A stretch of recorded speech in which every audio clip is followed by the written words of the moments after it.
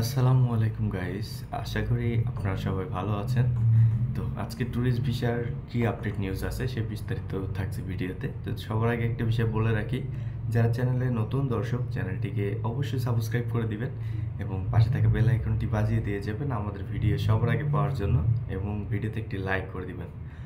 তো একটা বিষয় বলে রাখি যে বেনাপোল সহ বাংলাদেশের যতগুলো বর্ডার আছে অনেকে যাচ্ছে যে ট্যুরিস্ট ভিসাতে, বলতেছে আমাকে ফোন দিয়ে। আসলে তারা যে কিভাবে যাচ্ছে এটা আমার মাথায় ঢুকতেছে না, যেহেতু দীর্ঘদিন যাবৎ ট্যুরিস্ট ভিসাটা এখন বন্ধ আছে।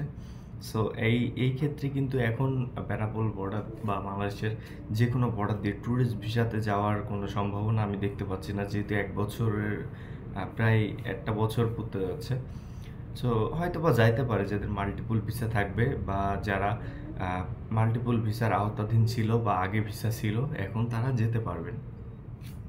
তো আপনাদের ট্যুরিস্ট ভিসায় কবে থেকে যেতে পারবেন ইন্ডিয়াতে, সে বিস্তারিত নিয়েই আজকে আলোচনা করি। তো ইন্ডিয়াতে যাওয়ার ক্ষেত্রে ভিসা তো অবশ্যই দরকার হয়।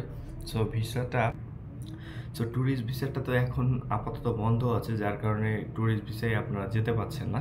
তো ট্যুরিস্ট ভিসাটা যখন খুলবে, মানে যখন খুলবে বলতে এটা কখন খুলবে, এটা জানুয়ারির লাস্টের দিকে হয়তো বা ট্যুরিস্ট ভিসাটা খুলে দিতে পারে।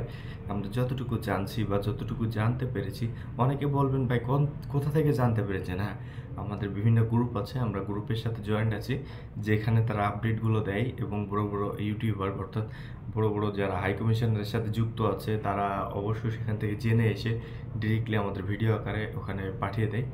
সো আমরা সেগুলো দেখি এবং দেখার পরে আপনাদেরকে ভিডিওগুলো আপডেট দিই।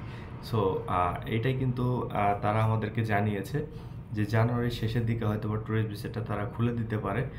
পরবর্তীতে আবার কোনো আপডেট আসলে অবশ্যই তো জানাবোই। তো জানুয়ারির শেষ পর্যন্ত একটু অপেক্ষা করুন, তার ভিতরে ইনশাআল্লাহ ট্যুরিস্ট ভিসাটা খুলে দিতে পারে। সো ধন্যবাদ সবাইকে, ভালো থাকবেন, সুস্থ থাকবেন। আসসালামু আলাইকুম।